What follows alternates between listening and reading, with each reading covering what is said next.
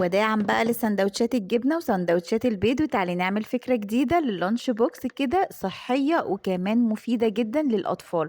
بولة بقى وفيها بيضتين، ملح وفلفل أسمر، كوباية من الحليب، كوسة بقى مبشورة، عندنا جزراية مبشورة، جبنة فيتا، عندنا كوبايتين من الدقيق. هنقلب بقى كل الكلام ده كويس، ملح ومعلقة صغيرة من البيكنج باودر. شايفة الخليط؟ هو ده القوام المضبوط.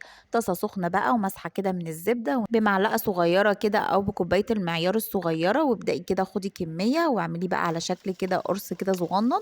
عايزة أقولك قيمة غذائية متكاملة. تقدري كمان تعمليها في جهاز الوافل، خطيرة. مسحة بقى من الزبدة كده وحطي بقى عندك الخليط بتاع المافن.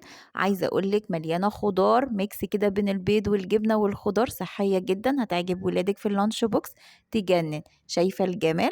تحفة، بطريقة صحية وسهلة وبسيطة وطعمها خطير. هاتي بقى اللانش بوكس كده وابدأي رصي بقى المافن المالح من اللي هو مليان خضار وبروتين. خضار بقى كده، اي خضار. انا حطيت خيار وعنب وحطيت هنا سويت كورن وحطيت بقى سناك كده باب كورن اللي هو الفشار. ولو عجبك الفيديو لايك وشير. باي باي.